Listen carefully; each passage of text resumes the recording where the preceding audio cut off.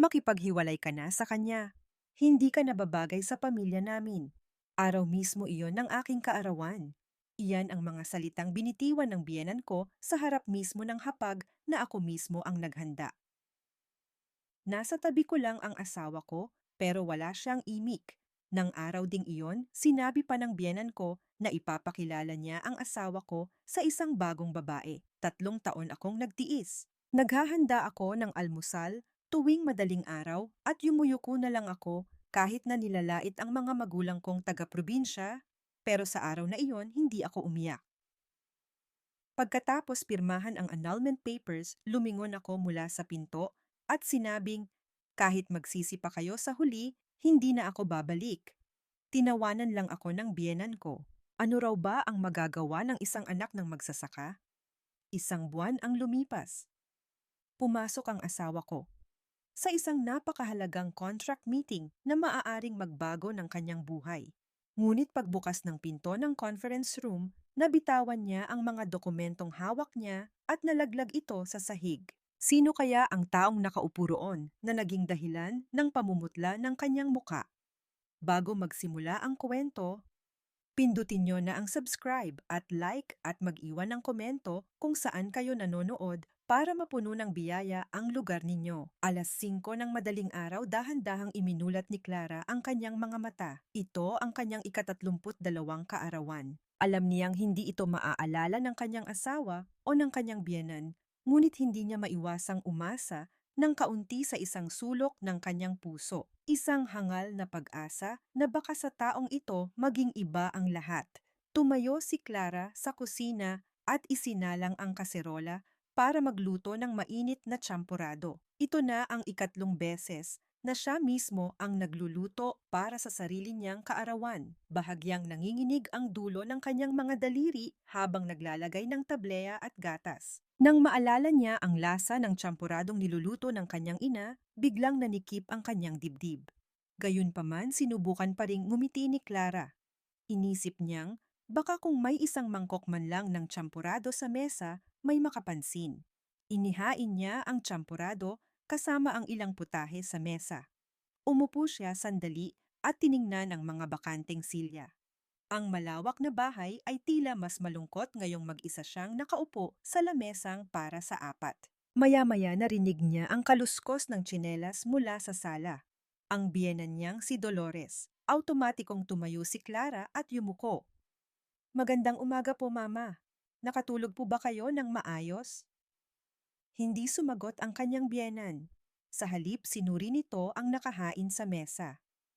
Ang kaserola ng tsampurado ang mga malinis na pagkakaayos na putahe.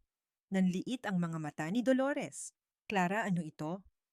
Kaarawan ko po kasi ngayon kaya nagluto po ako kahit tsampurado lang. Yan napangiwi ang bibig ni Dolores. Sa sandaling makita ni Clara ang ekspresyong iyon, kumabog ang kanyang puso. Alam niyang walang magandang salita ang lalabas sa bibig nito. Anong klaseng handaan to? Akala mo ba may karapatan kang mag-celebrate dito?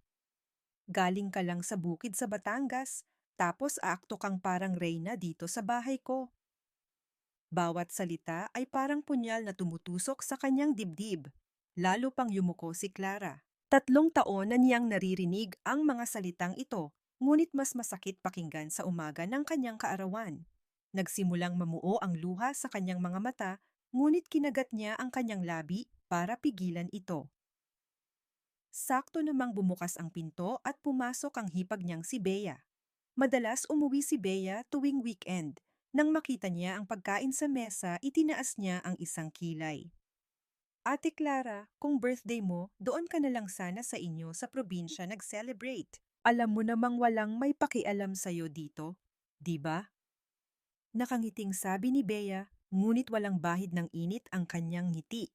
Oo nga, sana umuwi ka na lang sa inyo. Pagsang-ayon naman ni Dolores, hindi nakapagsalita si Clara. Mahigpit niyang hinawakan ang dulo ng kanyang apron. Kailangan niyang gamitan ng puwersa para mapigilan ang pagtulo ng kanyang mga luha. Biglang tumunog ang doorbell. Isang delivery man ang nag-abot ng isang malaking kahon. Ang nagpadala Batangas ang probinsya ni Clara. Pagbukas niya ng kahon, nakita niya ang mga bagong aning kamote, isang garapon ng gawang bahay na bagoong, at isang sako ng malagkit na bigas, lahat maingat na nakalagay. Sa ibabaw nito ay may sulat kamay mula sa kanyang ina. Maligayang kaarawan, anak. Mag-iingat ka palagi. Pautal-utal ang sulat. Agad na napuno ng luha ang mga mata ni Clara. Akmang yayakapin na niya ang sulat nang biglang sinulyapan ni Dolores ang kahon at sumimangot. Ano? Yang mga padalang yan na parang galing sa palengke? Huwag mong iiwan yan dito sa loob. Itapon mo yan sa labas. Itinulak ni Dolores ang kahon sa tabi ng lalagyanan ng sapatos. Gumulong ang ilang piraso ng kamote sa sahig. Ang mga kamoteng iyon na isa-isang pinili ng kanyang ina, gamit ang mga kamay na may lupa, ay nagkalat ngayon sa malamig na sahig. Tahimik na lumuhod si Clara at pinulot ang mga kamote. Nanginginig ang kanyang mga kamay, kaya't palagi itong nadudulas. Walang sino mang tumulong sa kanya. Si Bea ay nakaupo sa sofa at nagsa-cellphone habang si Dolores ay pumasok na sa kanyang silid. 9:00 na ng gabi nang umuwi ang asawa niyang si Marco. Nang marinig ni Clara ang pagbukas ng pinto, umasa na naman siya ng kaunti. Baka naaalala niya. Marco, nakahain na ang hapunan. Salamat. Grabe 3 ang operasyon ko kanina, sobrang pagod. Hinubad ni Marco ang kanyang necktie at umupo sa mesa. Wala siyang naging reaksyon kahit nakita niya ang tsampurado. Kumuha lang siya ng kutsara at tahimik na kumain.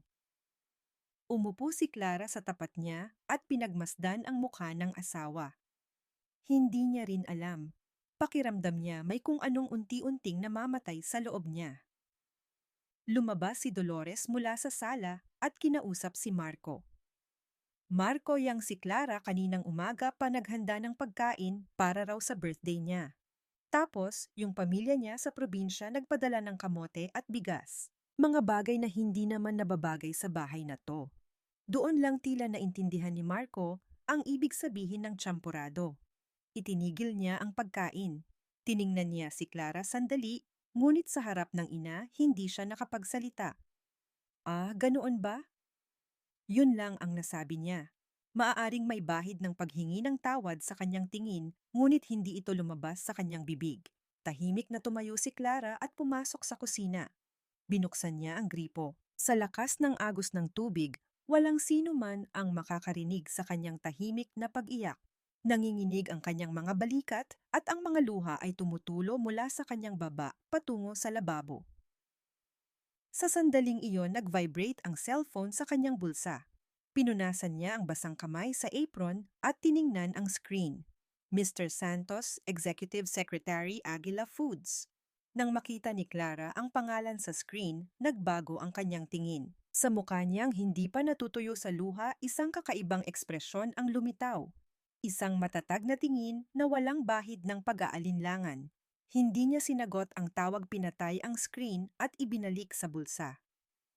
Habang pinupunasan ang lababo, bumulong siya sa sarili. Hindi pa ngayon. Walang sino man ang nakakaalam kung bakit tumatawag ang executive secretary ng isa sa 3 pinakamalaking food company sa bansa sa isang anak ng magsasaka. Walang sino man sa bahay na ito ang nakakaalam kung sino talaga ang babaeng nagluluto ng tsamporado tuwing madaling araw at namumulot ng kamote sa sahig. Ilang araw matapos ang kanyang kaarawan, hinintay ni Clara ang pag-uwi ng kanyang asawa. Mayroon siyang gustong sabihin. Ang mga salitang matagal na niyang kinikimkim ay kailangan na niyang ilabas ngayon. Lampas 10:00 na ng gabi nang bumukas ang pinto. Hinubad ni Marco ang kanyang coat at pumasok sa sala. Naglagay si Clara ng isang basong maligamgam na tubig sa mesa at maingat na nagsalita. Marco, pwede ba tayong mag-usap sandali? Tungkol saan? Bilisan mo, may rounds pa ako bukas ng umaga. Hinigpitan ni Clara ang hawak sa tasa. Kumakabog ang kanyang dibdib, ngunit desidido na siyang hindi uurong. Pwede mo ba akong kampihan kahit isang beses lang? Yung mga sinabi ni Mama noong birthday ko, yung pagtatapon niya sa padala ng pamilya ko. Nakita mo lahat yon, Marco. Pero wala kang sinabi. Sandaling natahimik si Marco. Habang niluluwagan ang kanyang necktie, Ibinaba niya ang tingin sa mesa. Hindi niya kayang salubungin ang mga mata ng asawa. Clara, may mga dahilan din si Mama. Konting tiis na lang. Alam mo namang medyo prangka lang talaga siyang magsalita, pero wala siyang masamang intensyon. Huminga ng malalim si Clara. Hindi na niya mabilang kung ilang beses na niyang narinig ang mga salitang iyon. Magtiis ka. Ganyan lang talaga si Mama. 3 taon iyon at iyon lang ang sinasabi ng asawa niya. Hindi na sumagot si Clara at ibinaba ang kanyang ulo.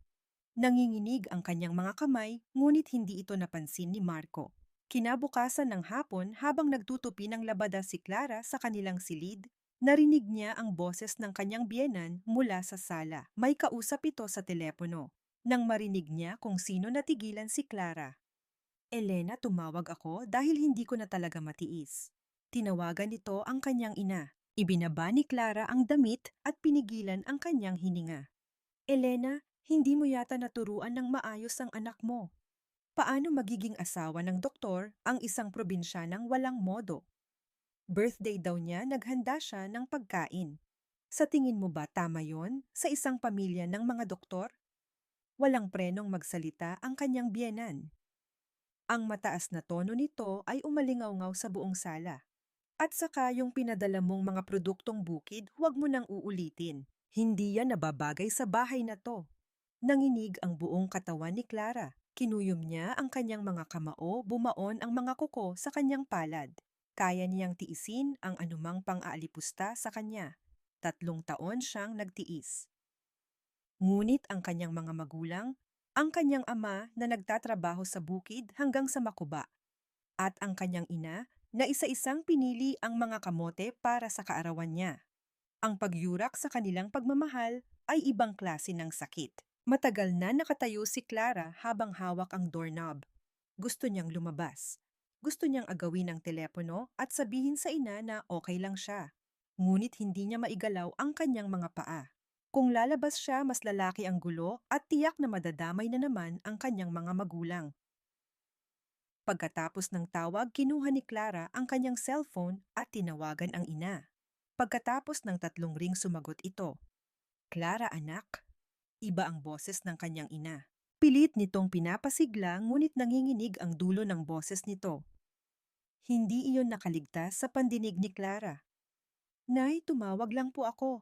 Natanggap ko po yung padala nyo. Salamat po. O sige anak, kamusta ka na dyan? Okay lang po ako. Nay, kayo po mag-iingat kayo palagi.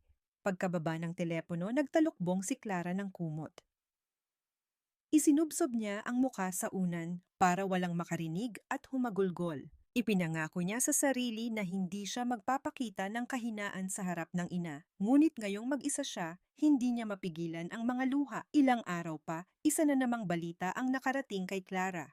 Mga sinabi ng kanyang biyenan sa kanilang social club. Isang kapitbahay nila ang nagkwento nang magkasalubong sila sa grocery. Mrs. Villanueva, medyo nakakahiyaman sabihin, pero sabi raw ng biyenan mo sa meeting nila. Yung manugang daw niya taga-probinsya, kaya hindi niya maisama kahit saan. Ngumiti lang si Clara. Ah, ganoon po ba? Okay lang po, huwag niyo na pong isipin. Sagot niya pero pagtalikod mariin niyang kinagat ang kanyang labi. Hindi siya okay, hinding-hindi. Nang gabing iyon, late na namang umuwi si Marco. Pinatay ni Clara ang ilaw sa sala at umupo sa dilim. Narinig niya ang mga yapak ni Marco papasok sa kanilang silid. Nang tuluyan ng tumahimik ang bahay, tumingin si Clara sa labas ng bintana. Unti-unting namamatay ang mga ilaw sa kabilang gusali. Ang 3 taon niya sa bahay na iyon ay parang isang pelikulang dumaan sa kanyang isipan. Ang paggising tuwing madaling araw ang pagtanggap ng masasakit na salita, habang nakangiti ang pagpaplansa ng damit ng asawa, ang mga gabing lihim siyang umiiyak para sa kanyang mga magulang. Ang asawang hindi kailanman kumampi sa kanya. Ang biyena na ginagamit ang kanyang pinagmulan para tapakan siya araw-araw. Tahimik dahan-dahan siyang nagdesisyon. 3 taon na. Oras na. Tumayo si Clara at pumasok sa banyo. Nilak niya ang pinto, binuksan ang gripo at kinuha ang kanyang cellphone. Pinindot niya ang isang numero. Pagkatapos ng 2 ring, isang kalmadong boses ng lalaki ang sumagot. Ma'am, buti po tumawag na kayo. Hindi na nanginginig ang boses ni Clara. Wala nang luha. Ibang-iba na siya sa babaeng umiiyak sa ilalim ng kumot kanina. Mr. Santos, simulan na ninyo ang paghahanda sa pagbabalik ko. Masusunod po. Hinihintay na po namin kayo. Pagkababa ng tawag, tiningnan ni Clara ang sarili sa salamin. Namumugto ang mga mata, payat ang pisngi. Nit matatag ang kanyang tingin. Tila kinakausap ang sarili sa salamin, bumulong siya. Babalik na ako. Kinabukasan, matapos magdesisyon si Clara na bumalik, lalong lumakas ang loob ng kanyang biyenan. Linggo ng umaga iyon. Bihirang magkaroon ng day off si Marco, kaya nakaupo ito sa sala at nagkakape. Umupo si Dolores sa tapat niya at nagsalita.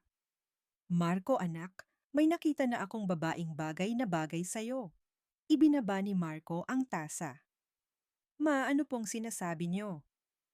Anak ng direktor ng St. Michael's Medical Center. Nasa tamang edad, maganda ang pamilya. Dapat sa pamilya ng doktor, pamilya rin ng doktor ang nababagay. Sa susunod na linggo, makipagkita ka sa kanya. Naging seryoso ang mukha ni Marco. Kahit gaano siya kahina sa harap ng ina, alam niyang sobra na ito. Makasal pa po ako. Hindi pa kami hiwalay ni Clara. Ngunit hindi natinag si Dolores. Di maghiwalay kayo. Hindi na babagay sa level natin ang babaeng yan, Marco. Isa kang top surgeon. Hindi pwedeng habang buhay kang ang kasama ng isang anak ng magsasaka. Natahimik si Marco. Alam niyang dapat siyang tumutol, ngunit sa titig ng ina, hindi niya mailabas ang mga salita. 3 taon siyang hindi nakatanggi sa kanyang ina. Nang gabing iyon, ibinigay ni Dolores ang kanyang ultimatum kay Clara. Pagkatapos ng hapunan, habang nakaupo pa si Marco sa mesa, lumabas si Clara mula sa kusina. Naghihintay si Dolores sa sofa. Sa ekspresyon pa lang ng biyenan, alam na ni Clara. Ito na ang araw na iyon.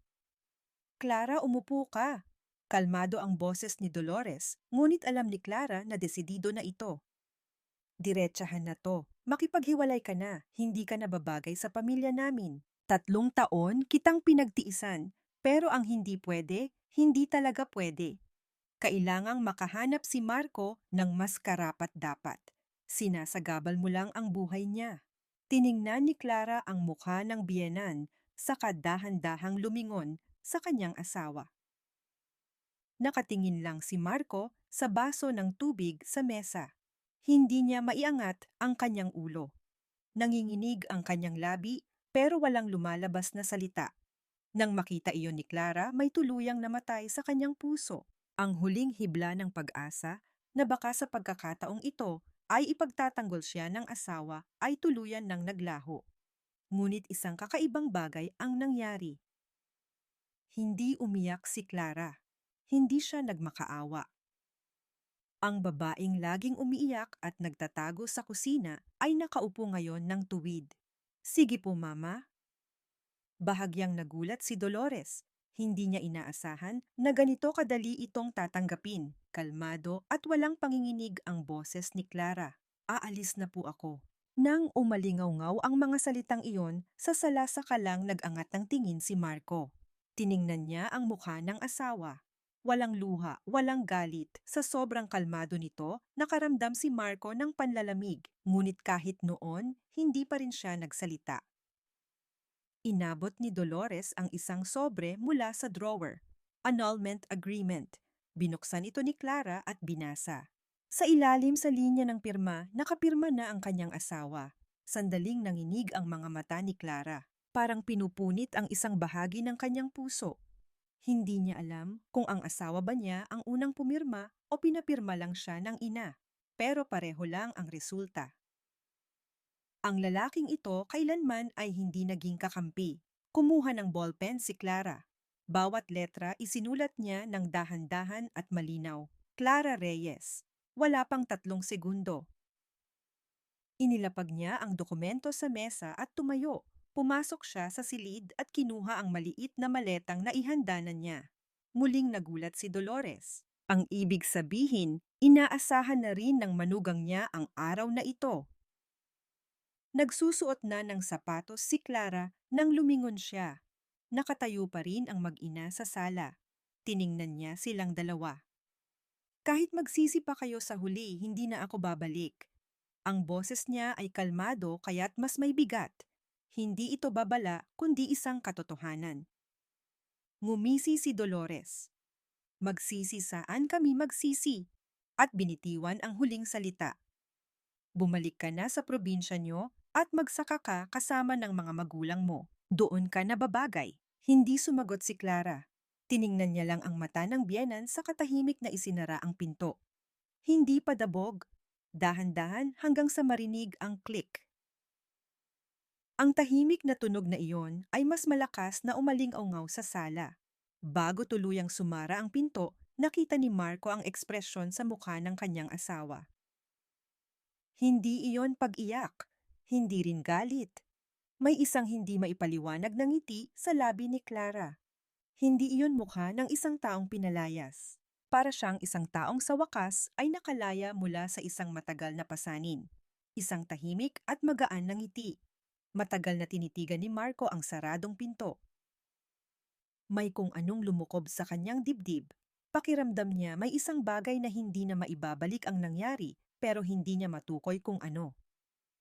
Sa tabi niya sinabi ni Dolores, "Tama lang yan, Marco." Ngunit hindi na pumasok sa isip niya ang mga salitang iyon. Bumalik ka na sa probinsya at magsaka ka. Iyon ang sinabi ng biyenan niya. Pero bakit nakangiti ang babaeng pinalayas ang manugang na naghanda na ng maleta? Ang asawang pumirma sa annulment papers nang walang isang patak ng luha. Walang sino man sa pamilyang ito ang nakakaalam sa kahulugan ng ngiting iyon. Nang umalis si Clara, nagbago ang bahay. Walang nabago sa pisikal na anyo pero iba na ang hangin. Nawala ang amoy ng sinangag at kape tuwing umaga. Ang mga sapatos ni Marco, na laging malinis, ay unti-unti nang nalulukuban ng alikabok. Ang mga malinis na tuwalya, ang mga label sa lalagyan ng pagkain sa ref, lahat pala iyon ay gawa ni Clara. Lumipas ang isang araw, dalawa, isang linggo. Walang paramdam si Clara. Walang text, walang missed call. Sa una sinabi ni Dolores, "Mabuti na yon, maayos na natapos." Pero pagkalipas ng isang linggo, may bahagyang pagbabago sa mukha ni Dolores. Hindi dahil sa pangamba o pangungulila. Ang bumabagabag sa kanya ay ang tingin ng mga kapitbahay. Mabilis kumalat ang tsismis. Nabalitaan mo ba yung manugang ni Doktora Villanueva pinalayas daw? Pamilya pa naman ng doktor pero ganoon pala tratuhin ang manugang. Sabi kasi laging minamaliit dahil taga-probinsya.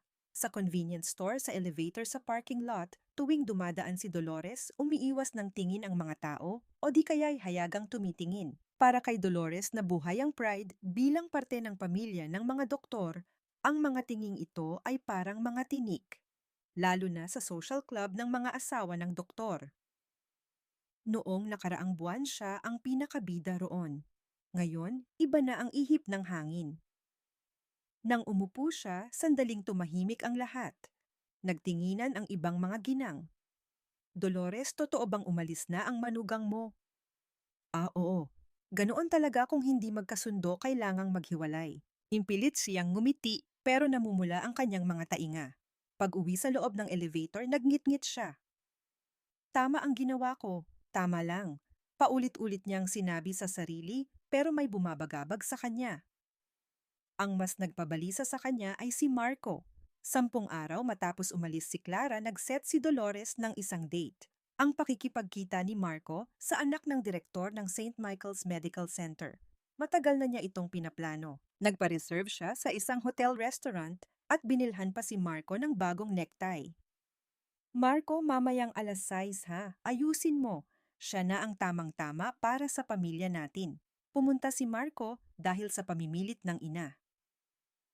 Ang babae ay nakasuot ng simpleng bestida at perlas na hikaw. Mukhang kagalang-galang. Ngumiti ang babae habang si Dolores ay masayang nanonood mula sa kabilang mesa. Pero blanko ang isip ni Marco. Hindi niya maintindihan ang sinasabi ng babae. "Doktor, Villanueva, anong specialty niyo?" Surgery po." "Siguradong pagod kayo palagi. Paano kayo nag-aalaga ng katawan?" Wala naman. Kung kailan lang. Hindi umuusad ang usapan. Si Marco ay palingon-lingon lang. Napansin niya ang isang mag-asawa sa kabilang sulok. Inililipat ng babae ang ulam sa plato ng lalaki at ngumingiti naman ito. Ganoon palagi si Clara. Laging inuuna ang plato niya at kapag lumamig na ang sabaw, iinitin niya ulit. 1 oras lang tapos na ang hapunan. Tatawagan na lang kita, sabi ni Marco at umalis. Nanigas ang mukha ni Dolores. Marco, ano ang problema mo? Ganoon kagandang babae, pero parang wala kang gana. Ma, pasensya na po, pero sa ngayon hindi ko pa kayang makipagkita kahit kanino. Papasok na sa kotse si Marco, hindi na sumagot sa ina. Habang hawak ang manibela, naninikip ang kanyang dibdib. Sa buong oras na iyon, mukha ni Clara ang nakikita niya. Ang hindi maipaliwanag ng ngiti nito noong umalis. Pag-uwi umupo si Marco sa kanilang walang lamang kwarto.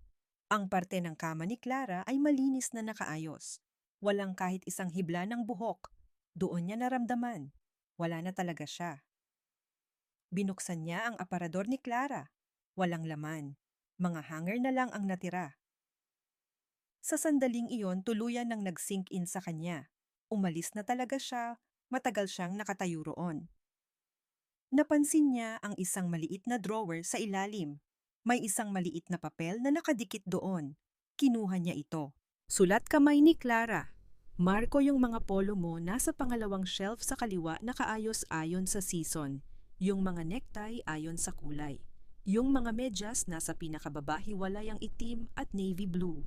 Nanginig ang kamay ni Marco. Binuksan niya ang sariling aparador. Totoo nga, nakaayos ang mga damit niya. Ang mga necktie nakagrupo. Ang mga medyas nakahiwalay. 3 taon siyang kumukuha ng damit doon pero hindi niya naisip kung sino ang nag-aayos. Binasa niya ulit ang sulat. Lumabo ang paningin niya. May luha na pala sa kanyang mga mata. Isang babaeng kahit sa pag-alis ay inayos pa ang aparador ng asawa. 1 taong kahit pinalayas ay inasikaso pa rin ang mga tao sa bahay na iyon. Doon na nanikip ang lalamunan ni Marco. May isa pa siyang nakitang papel. Yung extra na gamot sa high blood ni Mama nasa loob ng pinto ng ref sa kaliwa. Ang expiration ay sa March pa ng susunod na taon. Inasikaso niya pati ang gamot ng biyenan na laging nang aalipusta sa kanya. Hawak ang 2 pirasong papel, umupo si Marco sa gilid ng kama. Dahan-dahang yumuko ang kanyang ulo at nanginginig ang kanyang mga balikat. Kinabukasan, may nag-doorbell. Isang kaibigan ni Clara mula kolehiyo.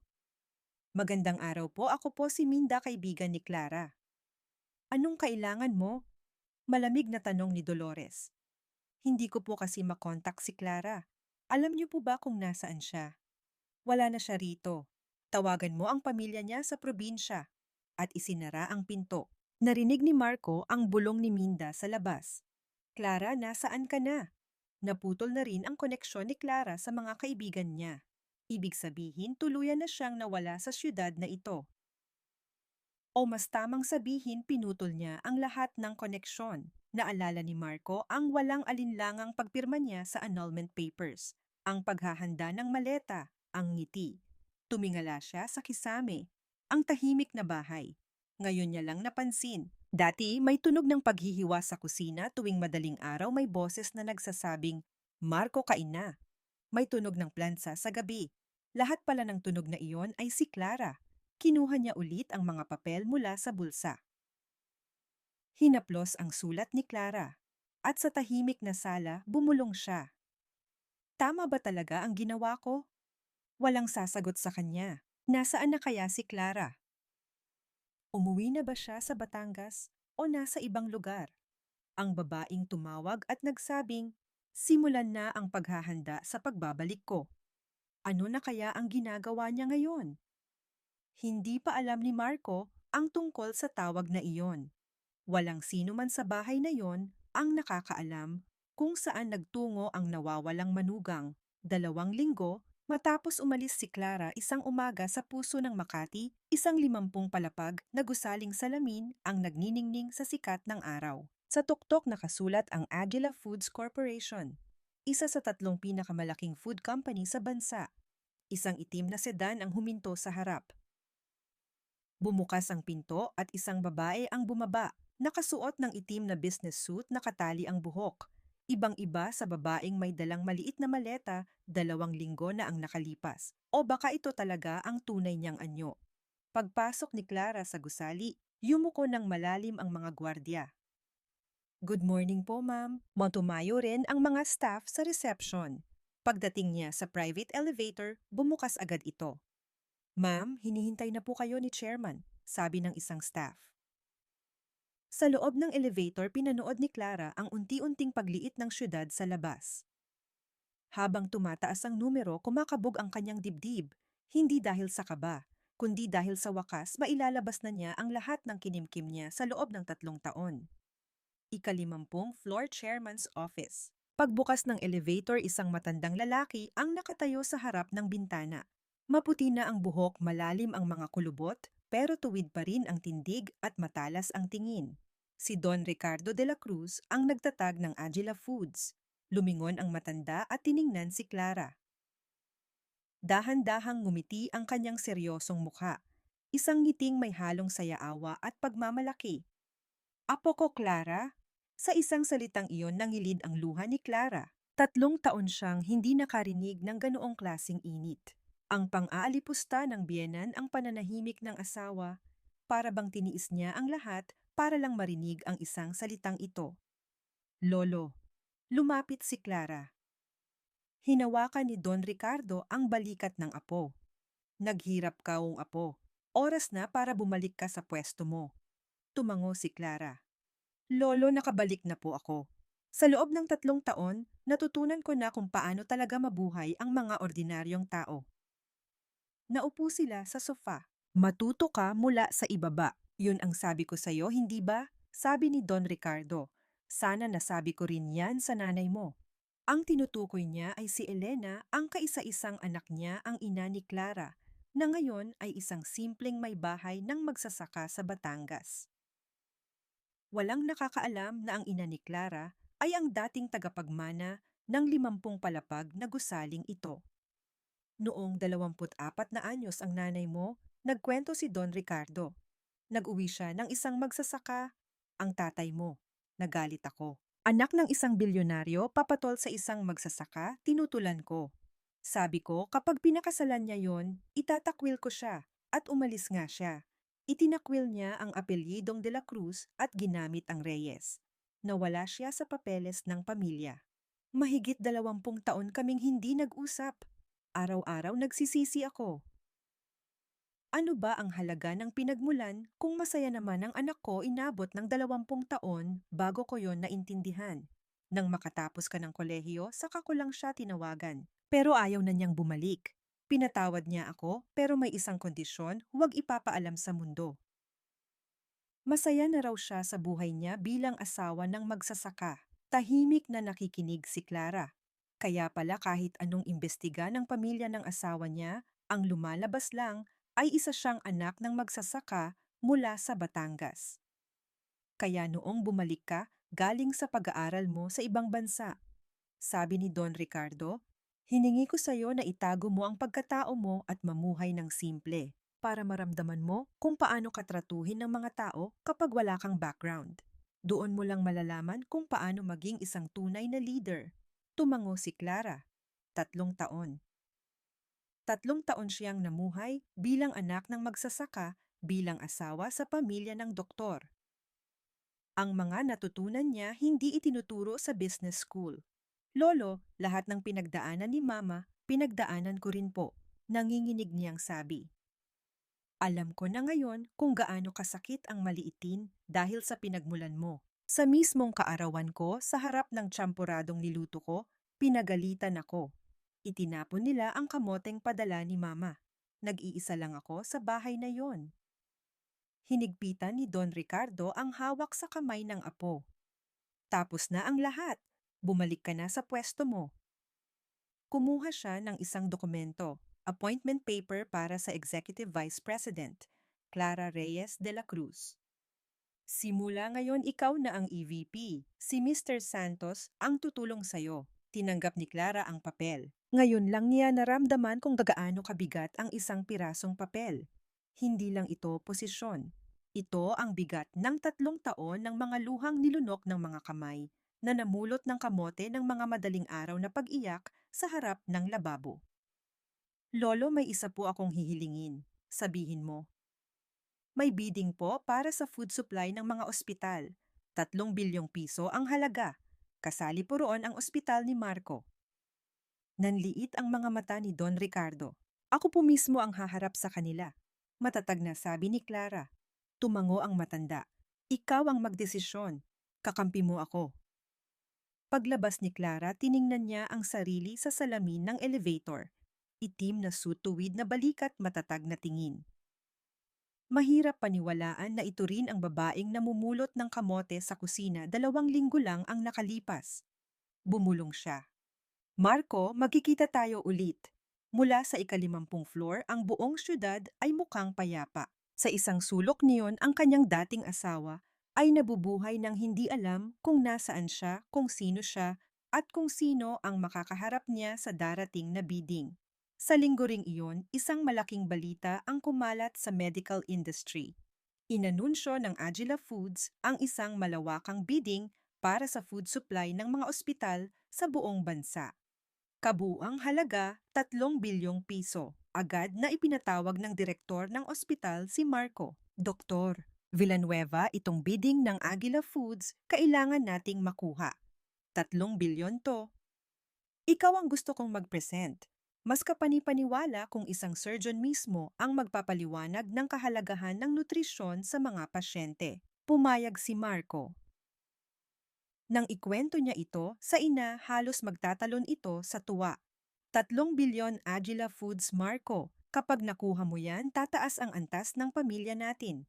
Mabuti na lang talaga at wala na yang si Clara. Hindi yun nababagay sa ganitong mga okasyon. Hindi sumagot si Marco. Dati hindi niya papansinin ang sinabi ng ina, pero ngayon may kumikirot sa dibdib niya. Gabi-gabi, naghanda si Marco para sa presentasyon, ngunit hindi siya makapag-focus. Titingin siya sa mesa at maaalala niyang, dati may nagdadala sa kanya ng mainit na tsaa. Ang mga damit niyang nakaayos ang gamot ng ina. Lahat bumabalik sa isip niya. Sinubukan niyang kalimutan. Unahin ang bidding. Pero iba ang sinasabi ng puso niya. Bago ang araw ng bidding, isang kakaibang impormasyon ang nalaman nila. Walang nakakakilala sa EVP ng Agila Foods na haharap sa kanila. Bago lang daw po at ayaw pangalanan hanggang sa araw mismo ng bidding, sabi ng staff. Hindi ito pinansin ni Marco. Mas mahalaga ang presentasyon. Gabi, bago ang bidding habang nagre-review, naalala niya si Clara. Tuwing may malaki siyang gagawin, laging sinasabi nito, Marco, kaya mo yan. Huwag kang mag-alala. Isang simpleng salita pero nagpapagaan ng loob niya. Tiningnan niya ang bakanting mesa. Kinagat niya ang labi. Gusto niyang sabihin, namimiss kita. Pero alam niyang wala siyang karapatan. Araw ng bidding, nakasuit si Marco. Pagbukas ng aparador, nakita niya ang mga damit na inayos ni Clara. Kumuha siya ng puting polo at navy blue na necktie. Paglabas ng pinto, napatingin siya sa tahimik na bahay. Marco, galingan mo ha? Sabi ng ina niya. Nag-drive siya papuntang Makati. Ang destinasyon, Agila Foods Corporation Headquarters. Hindi niya alam kung sino ang naghihintay sa kanya sa ika-35 floor. Hindi niya alam na ang babaeng sinasabi nilang walang nakakakilala ay ang babaeng pinalayas niya ang babaeng may-ari ng buong gusaling iyon. Lobby ng Agila Foods, puno ng mga tao mula sa iba't ibang ospital.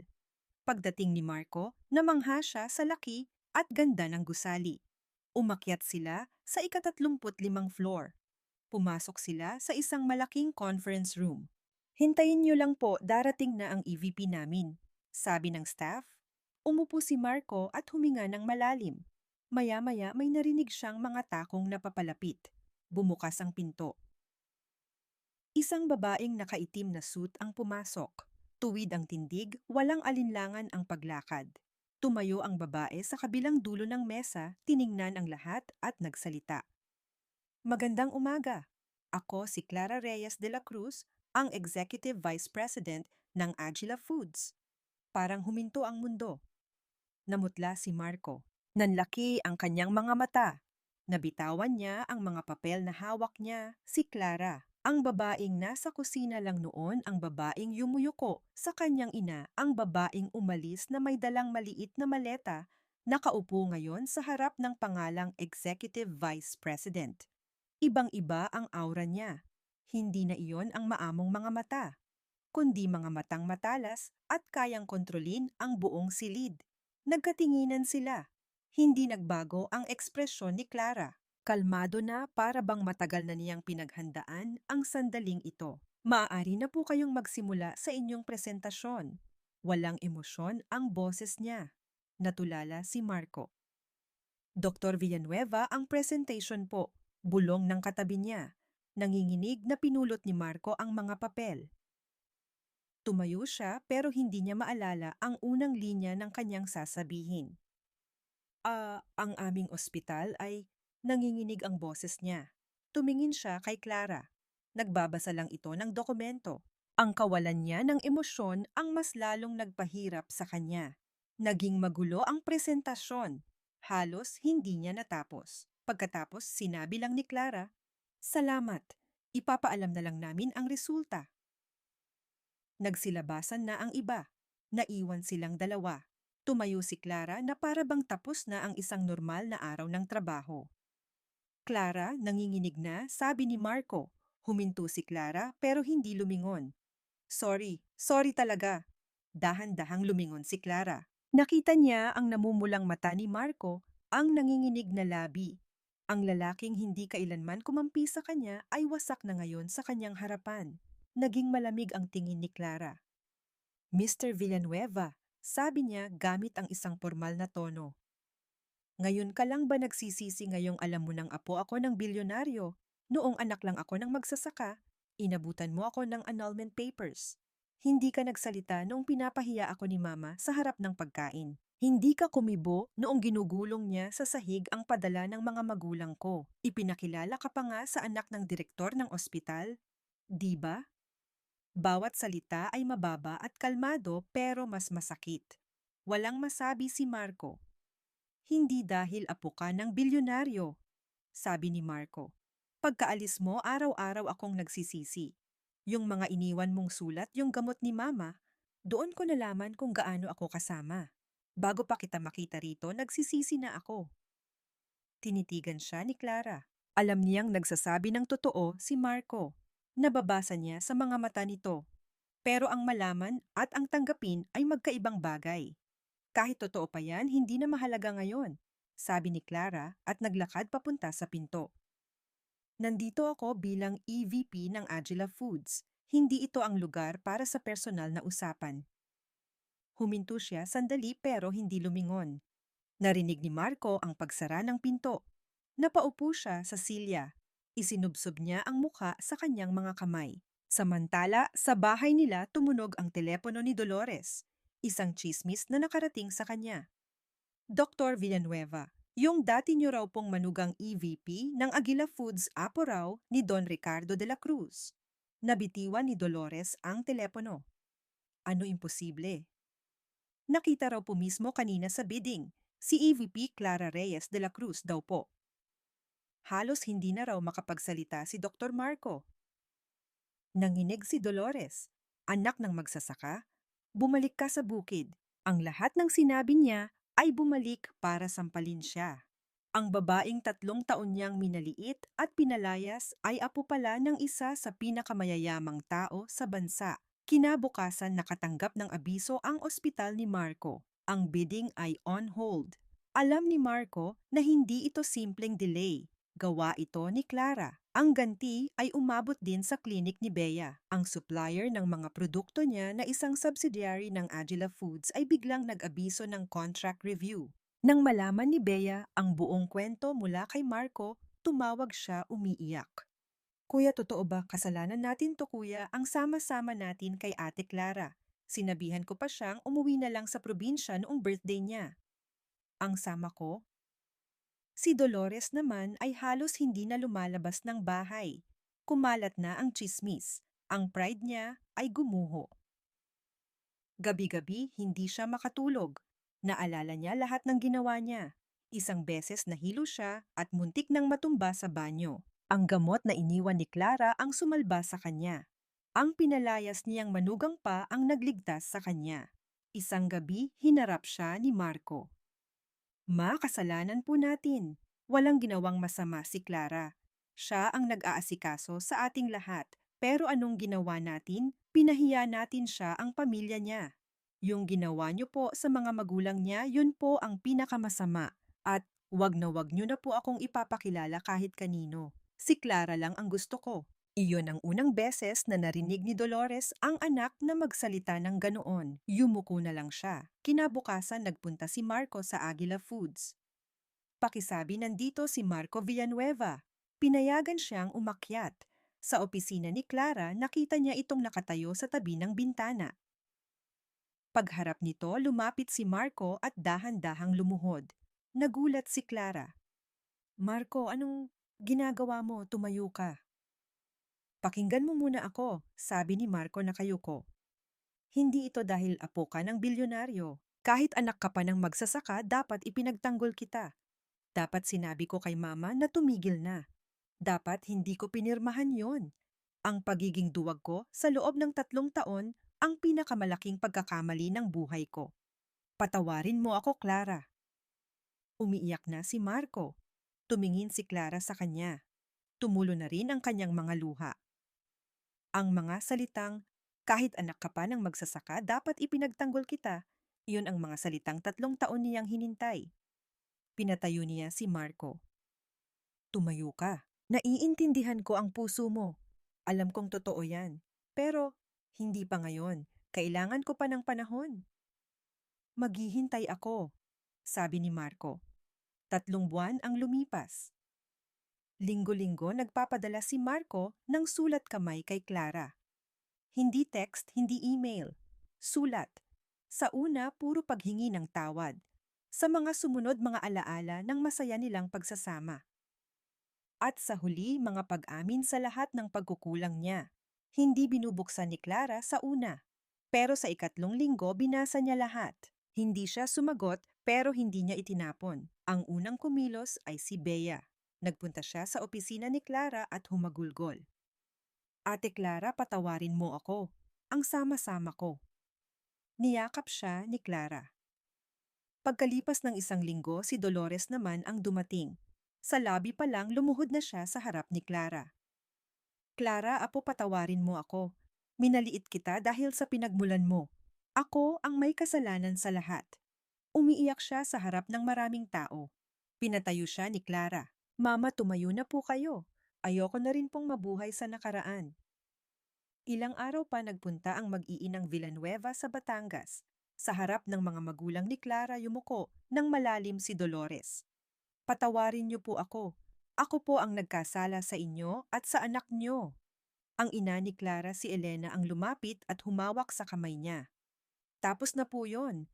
Ang mahalaga, maging masaya si Clara. Nang gabing iyon, sa isang simpleng hapag sa ilalim ng mga bituin, nagkasama-sama sila. Ang dating tensyon ay napalitan ng isang bagong simula. Pagkatapos noon, sumagot na si Clara sa sulat ni Marco. Binabasa ko ang mga sulat mo. Bigyan mo pa ako ng kaunting panahon. Dumating ang taglagas. Nag-text si Clara. Marco, libre ka ba mamayang gabi? Nagkita sila sa isang maliit at simpleng kainan, hindi sa isang magarbong restaurant.